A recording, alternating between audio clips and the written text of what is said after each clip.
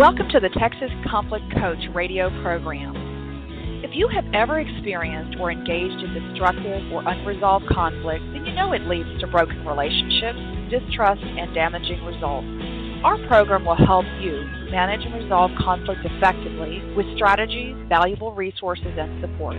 I am your host, Pattie Porter. My guest hosts, Dina Zameta and Stephen Kotev, along with our guest experts, will share our experiences, raise your awareness, and give you food for thought. We will share with you problem-solving strategies no matter what your situation is.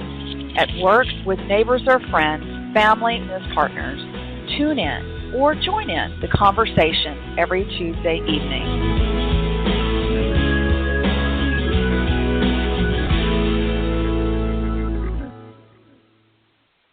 So this last contentious presidential election is, well, finally over, but almost, right? We still have a few more hours. It is either the best or the worst day for America. Some of you will gloat over the win, and others of you will exhibit anger for the loss.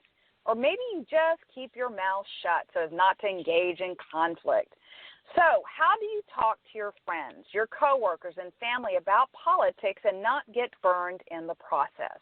So our episode, the day after the election, how to talk politics or not with friends, family, and coworkers.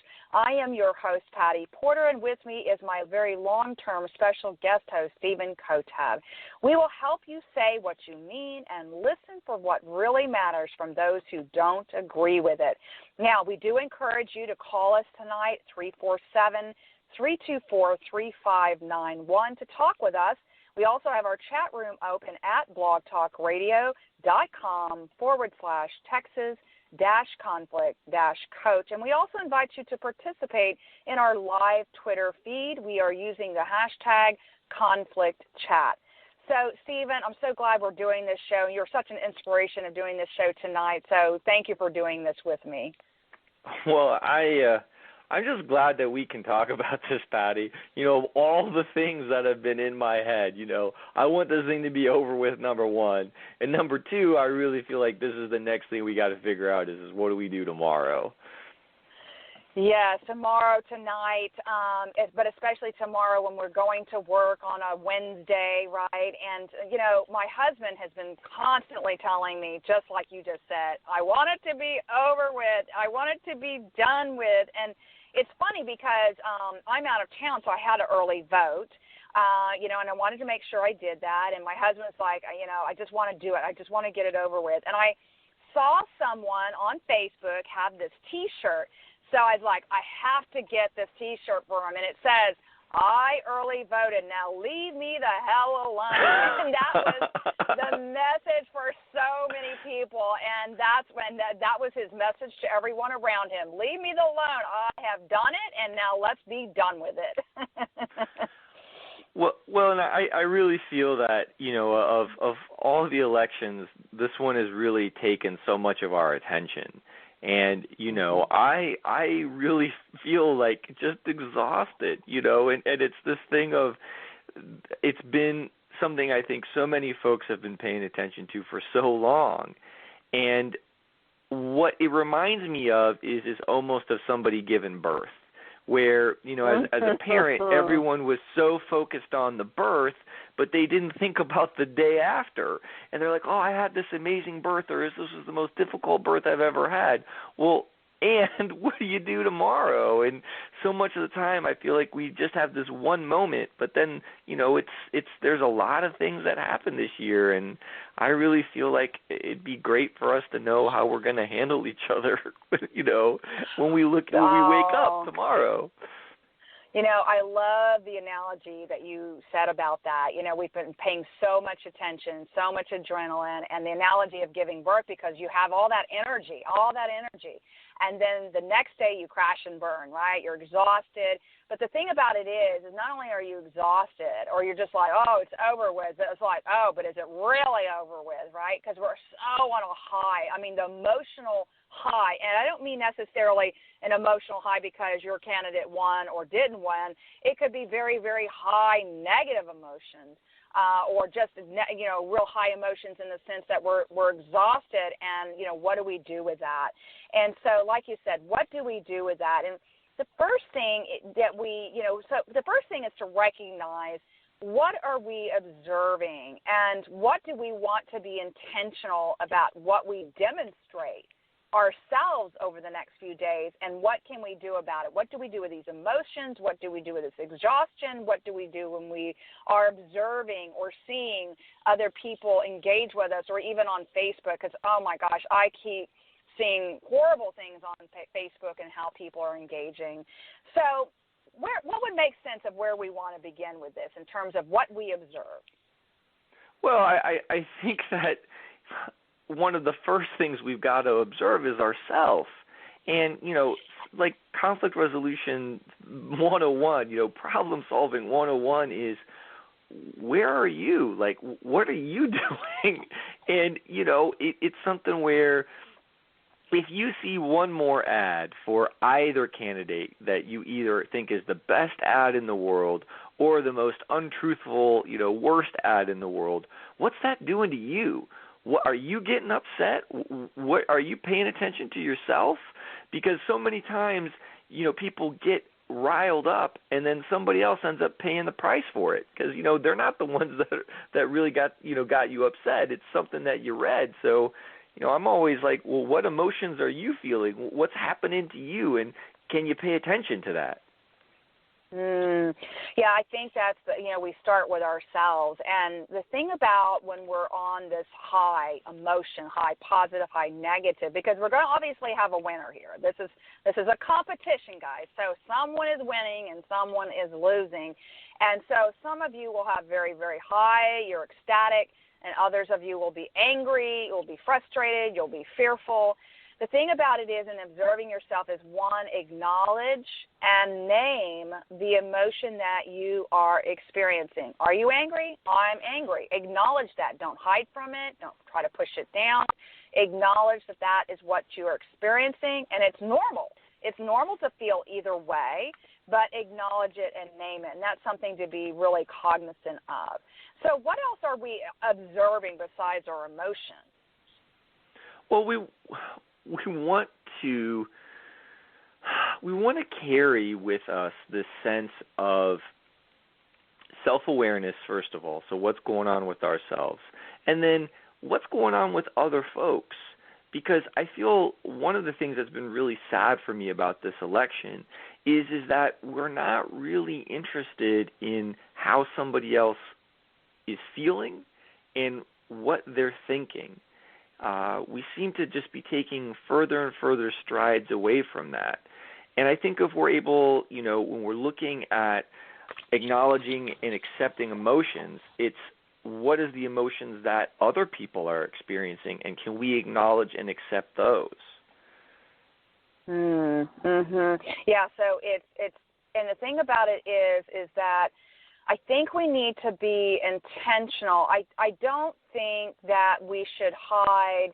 If I'm ecstatic because one candidate wins, I don't necessarily want to hide that I'm happy about that, but I do want to be intentional of how do I share that, and also when am I observant, as you said, in others. So if I'm talking to someone, I'll just be honest with you. My in-laws have a very different opinion than me. I already know that. And so I don't want to gloat.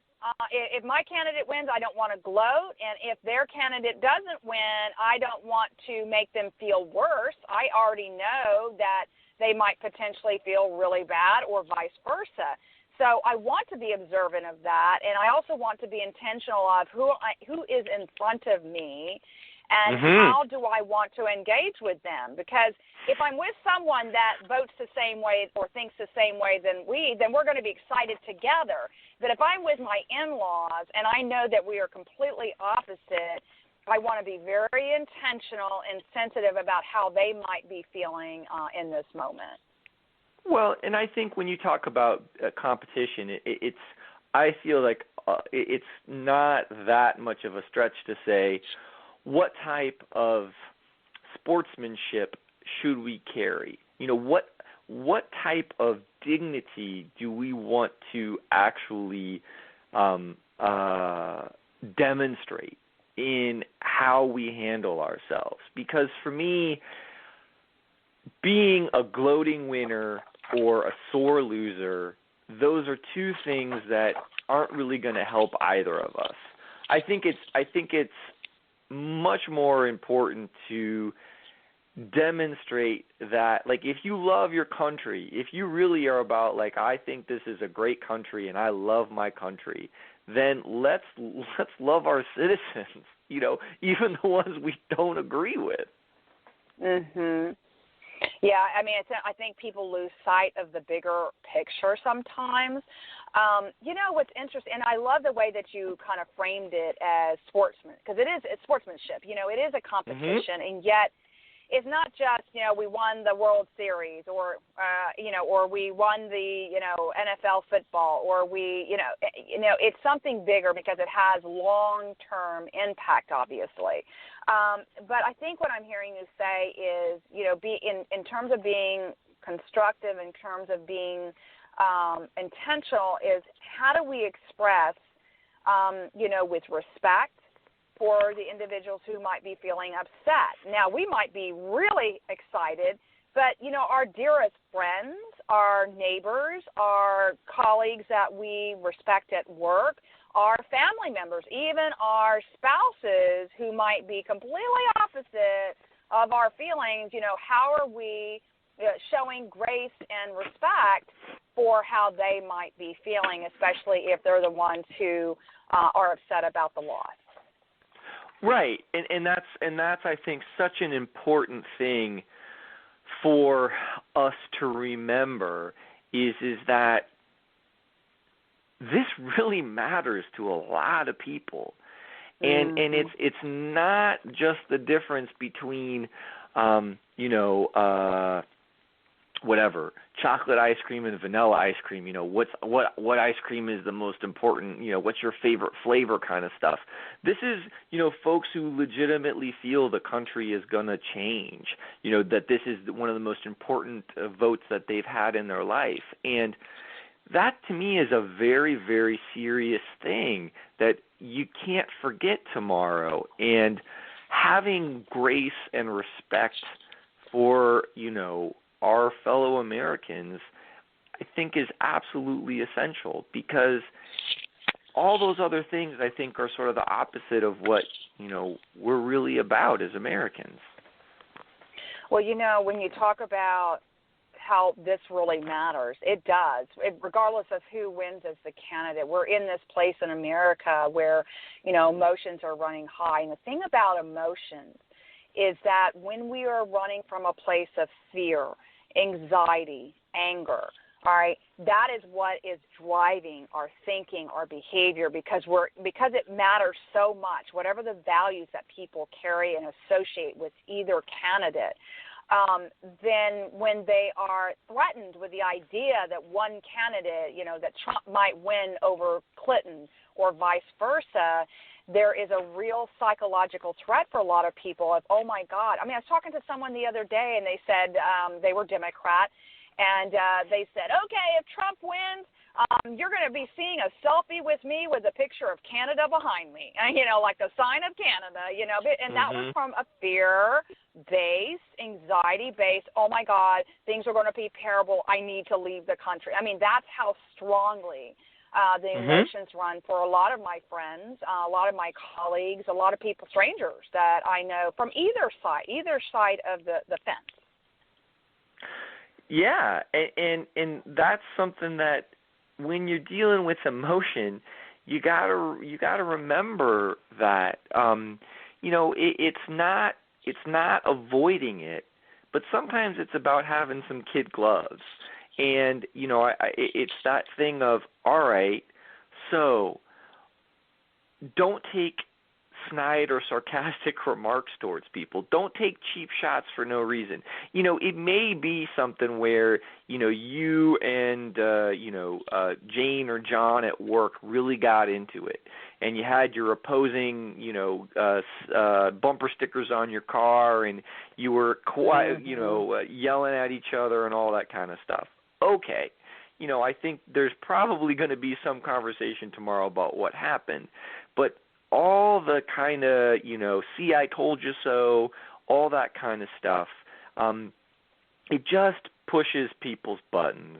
And it probably isn't going to make your workplace or your in-laws or going to the grocery store or your neighborhood any better.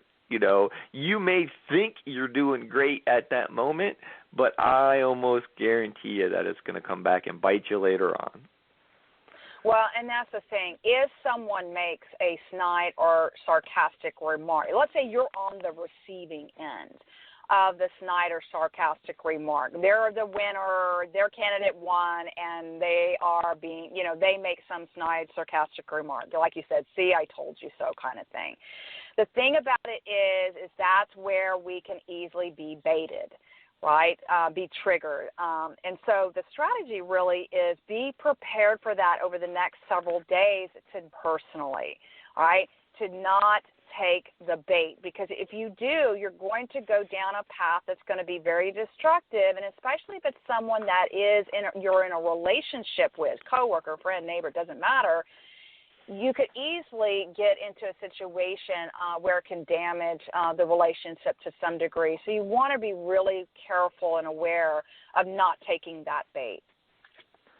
Yeah, and, another thing to think about, because you're absolutely right about not taking the bait, is sometimes maybe you want to pick something else to start off talking about, So say you're big college football fans and, your team is, going to be coming up to have a real tough game this weekend, or you are excited about something else, new restaurant in town, whatever is the next piece of work you got to do, whatever presentation or meeting you got to go to, or whatever, Start with that, start with something that maybe the two of you have in common, and like, oh yeah, I hear we're gonna, our quarterback is injured or whatever.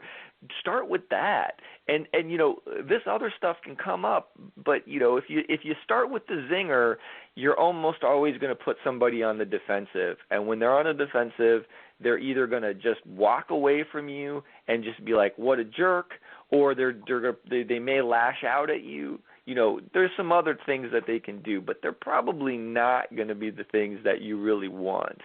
And we're trying to help you folks and us, everybody, have a better way of dealing with this than I didn't think about it. I just started running my mouth. And we're like, well, all right, how'd that work for you? Yeah, absolutely. So listeners, if you're just now tuning in, we are the Texas Conflict Coach radio show, and we invite you to follow us on Blog Talk Radio. And Stephen Kotev and I are talking about the day after and several days after today's election. How do we engage or not in the political conversation with our friends, coworkers, and family? And, one of the things, too, is that we you were talking about people, they might walk away or, hey, you're the jerk or whatever. And the thing about it is that if someone is super uncomfortable and you start to see them shut down in this conversation, sometimes they just need the space. When they're that upset, give them the space that they need and support, their need to talk about it from what really angers them. And what I mean by that is, first of all, let's say, again, you're the winner and the other person is really upset about their candidate not winning, and they need to talk about it. So listen in a way that is from a place of curiosity. Again, not as a way of gloating, but being respectful. So what do I mean? Maybe ask them some questions. What is the most upsetting for you about this loss? Or what is it that, you think is going to happen now? Or just really asking curious questions to help them understand what is the biggest threat for them. what is really going on. Sometimes it could be not a rational thought. It could be, oh, tomorrow we're good, and they'll say something that's just off the wall. So it's about asking those questions and not judging, because remember, they're responding from probably a very high level of fear and anxiety. So being curious, being open-minded, and asking questions to understand. Well, and the other part that I want to add to that is because Pattie, you're absolutely right. Being open and being curious is one of the most simple and powerful ways to get past defensiveness. People who get defensive, people who are very closed, not open to conversations, the curiosity is the best way to melt through it all. And I really think that that's a powerful thing for people to hold on to. But the other thing I wanted to mention is because I see a lot of folks putting this on social media, is don't underestimate the power of puppies. They've got people who are like, they put pictures up of like little cubs. There's like a panda cub feed that's on one of the zoos they're putting out. One of the major newspapers is just putting up pictures of little adorable animals. There's other ways to kind of get at this. But the one part that I want people to remember is that curiosity is so essential, because a lot of times what's happened with this political season is it's all distilled down into absolutes. I'm right and you're wrong. And there's nothing in between. And that in between is the thing we need to hold the country together. If we're in an either-or kind of situation, there's no real space for the rest of us. You fall in or else. And I really, really feel that type of thinking is a very, very destructive thinking. And we've got to have some better strategies to deal with these type of thinking. Don't you think, Pattie? Oh, absolutely. And, talking about thinking, people are going into these conversations feeling very, very positional, a very strong opinion, as you've already said. And so it could be that, the first thing is that when people feel so strongly in their thinking, in their opinion, of right or wrong, this is not the time to try to use logic or reasoning, right? You're not going to change the person's mind. Do not use the strategy of, my candidate win, and I'm going to convince him or her why it's going to be okay, and they're using logic and they're using reasoning, and maybe they're using research or statistics or sources or whatever. Right now, that person is not in that emotional mind frame to be necessarily open, especially if they're the losing candidate. So don't go in there, folks, with a strategy of, I'm going to use logic and reasoning to change their mind, because right now is not the time to be doing that. Right, and what you will find over time is, you ever had that like relative or boss or somebody you were dating, and you could just tell they were angry? They either were really loud or they just stopped talking to you or anything in between. And if you were like, hey, is this the right time to talk to them? And you could just sort of be like, yeah, anything I say is probably not going to go over well. Maybe I should give them some space. Or maybe I should just sort of allow things to sort of simmer down. And, I kind of feel like that's one of the other things that we need to remember is that, again, if we're sort of poking the bear, if we're stepping into spots where people are so exhausted, so overwhelmed, whatever it is, you're not gonna. It's probably not going to go the way you want it to. So, part of this conversation you and I are having is not just, how to have the conversation, but what if the choice is not to have the conversation?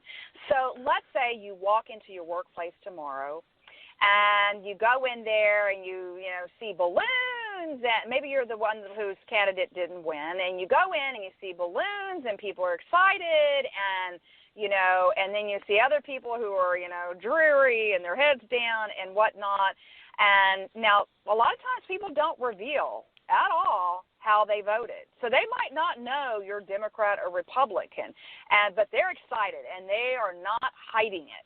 And they're like, hey, Sue, hey, aren't you excited? And you're like, like, what do I do here? Because, if I say I'm excited, that means I agree with their candidate. But if my candidate was the one that won, and you're like, why should I be excited? Or you try to hide it, then it's like you reveal yourself, and sometimes people don't want to be revealed. So one thing to do is, to just say, look, I don't want to talk about it. Or maybe you're specifically avoiding, because you're not in a place to be able to do that. But what do you think people would do? They go into work and people are excited, and you're like, oh my God, I can't believe it. I imagine some people might take off tomorrow, but right. But what would you suggest to that person, where they don't want to reveal themselves, or maybe they're just in a place that there's no way I want to talk about it? Right. And I think the other thing I want to honor is there's a lot of folks who were interested in third-party candidates, or, were very, either they felt they had to pick a third-party candidate, or they wanted to pick a third-party candidate, or they picked a third-party candidate. Yes. It's that thing, if you're walking in and you can tell for yourself it's not going to go well, and there's a lot of folks doing things that you either don't feel comfortable with, you don't think they should be doing, or you just don't want to be a part of. You got to think about what your options are ahead of time. Is it something where, do you got to go by, do you got to go by the staff room or whatever it is? Can you just go in and, close your door most of the way and keep it cracked? Or, do you feel like taking a sick day tomorrow? You've got those type of options. Is there somebody in your office that you can talk to who you feel could really hear you and just say, you know what, I'm not really interested in this, and this isn't something that feels good to me right now. That's a tougher conversation, and, we've done lots of episodes, Patty, and this is where maybe I'd ask you to, if you could think of any off the top of your head, but we've had lots of different episodes about having difficult conversations, about expressing yourself, about sharing what's going on inside you, because we need that type of conversation more than the anger and the attacking. Exactly. Because, when you're in those situations, it's that clear, honest type of really heartfelt communication that's going to change the dynamic versus the, very accusatory stuff that we've just been doing for the last year. Yeah, and that's the thing is if anything, can you stay just neutral? So if you're upset, or maybe you're not the one upset, maybe you're excited, but a really good friend or colleague feels so strongly about the other candidate, can you just use, acknowledge them? I'm sorry, I imagine that you're upset, or maybe they are upset and they're expressing being upset, and I say to them, it's obvious you're angry, you're upset, and just kind of use neutral language. If you want to talk about it, let's talk about it. We're still friends. It doesn't change our relationship. Someone was telling me today, I'm up in an area in Texas, and I was staying in this particular neighborhood, and where it was majority was Republican.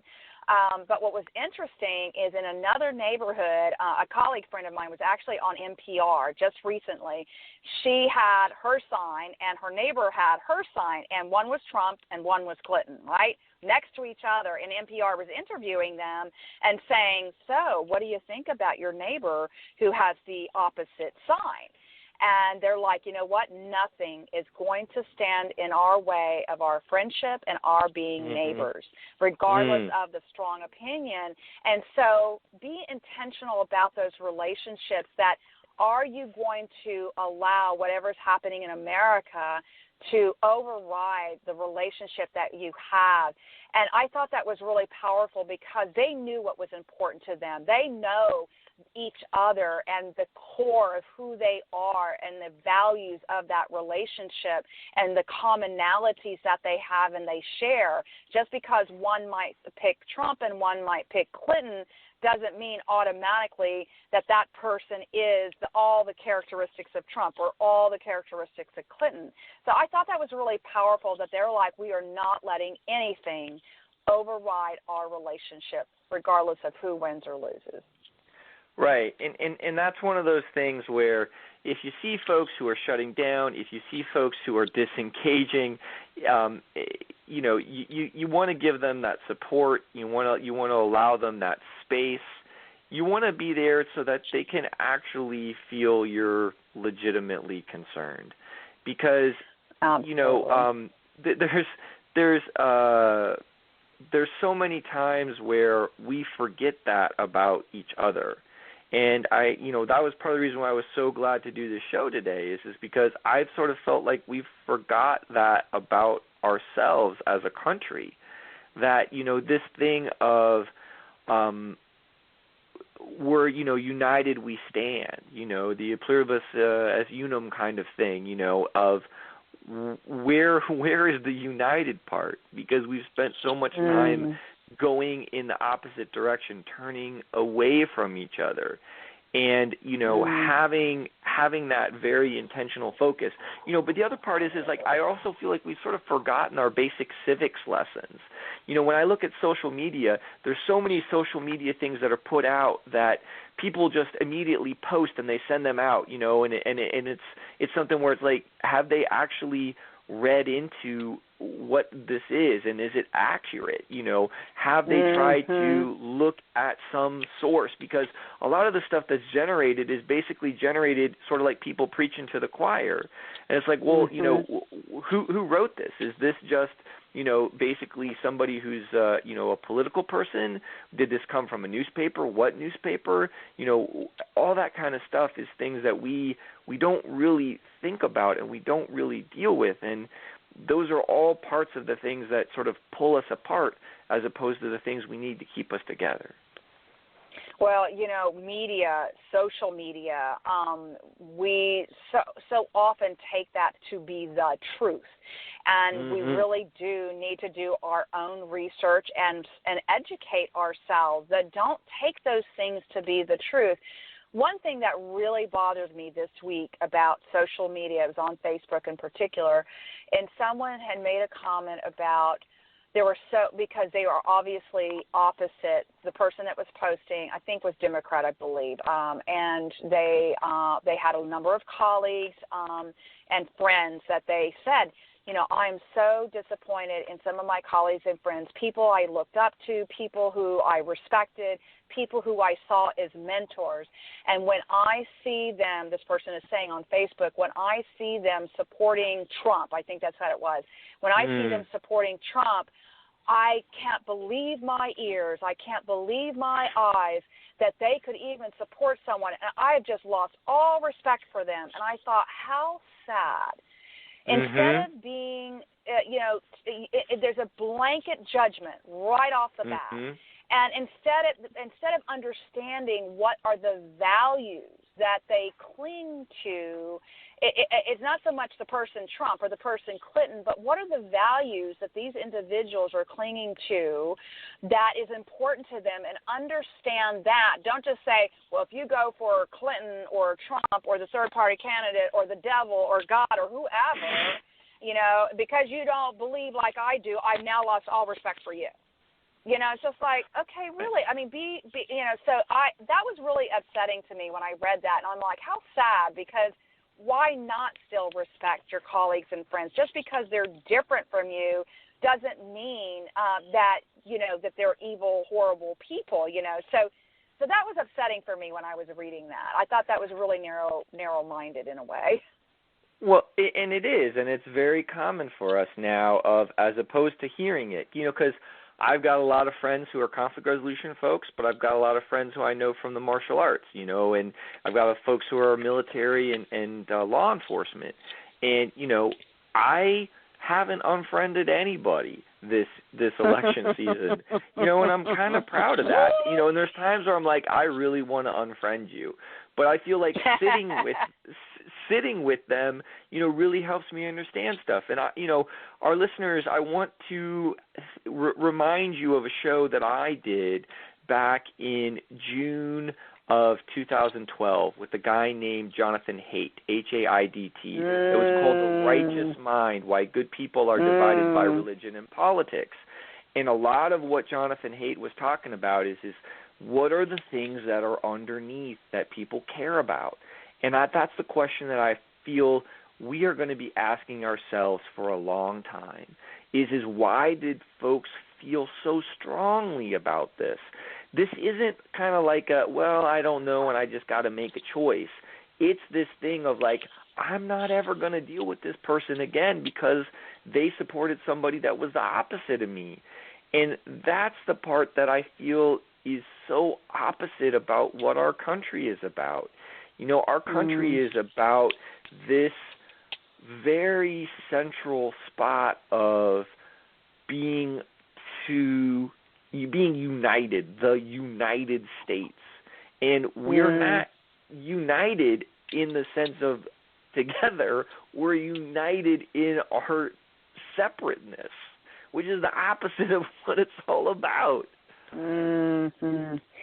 Yeah, so be thoughtful then, listeners, in terms of what is your intention in your role of uniting, and as you said, loving thy neighbor and embracing our country, not, fleeing our country, but unite together, regardless of who is going to be leading us in the future. How do we band together as citizens? Because politics, media, and things of that nature, have such influence, but let's look right at your neighbor. You know your neighbor. You trust your neighbor. You trust your friend. You trust your family. You trust your coworker. Band together and find some of that common ground to get through these difficult times right now. And in difficult times are not just the presidential elections. There's a lot going on in the world.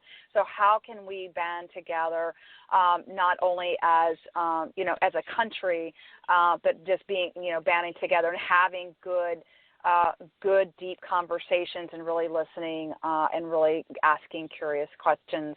So we're coming to a close, Stephen. Any final thoughts that you have that you want to share with listeners before we close?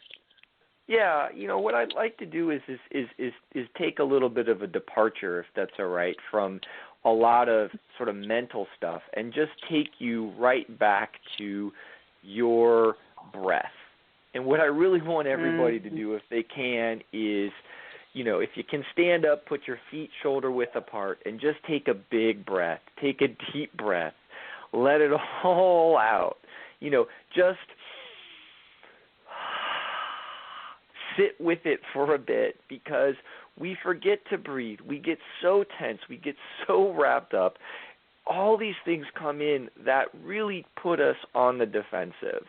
And if I'd say anything, it's, get out your wine, take a hot bath, whatever you need to do to give yourself a little bit of TLC, because God knows we need it right now. I love that. And I love that you bring that somatic stuff into the program, because you're such an expert at it. So thank you for doing that. I think we absolutely have to be told to take care of ourselves and to breathe and to release. And I want to emphasize, listeners, again, the strategy that Stephen said, which is think tonight, think in the morning, get up and do some deep breathing, okay, because it will help you get centered, and think about your options ahead of time before you go to work or wherever you're going to be showing up tomorrow with a whole bunch of people, and think about what those options are for you and how you want to be. Thank you so much, Stephen, for doing this program with me tonight and having this really great conversation.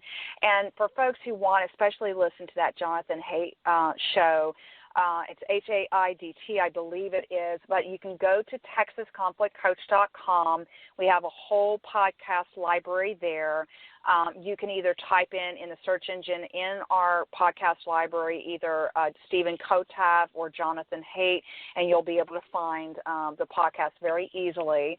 And for those, again, we thank you for following us on Blog Talk Radio. Our Twitter handle is @TXConflictCoach and @Stephen Kotev. Stay focused and true to yourself, and stay mindful and aligned to your intention before saying anything. So just stay aligned, be self-aware, be observant, and good luck over the next few days, everyone. Thank you, Stephen. Thank you for listening to the Texas Conflict Coach. We hope you enjoyed the program. You can find all of our podcasts archived to listen at your convenience at texasconflictcoach.com, or download the podcast at iTunes or Stitcher Radio. You can also become a Facebook fan of Conflict Connection, or Twitter me at TX Conflict Coach.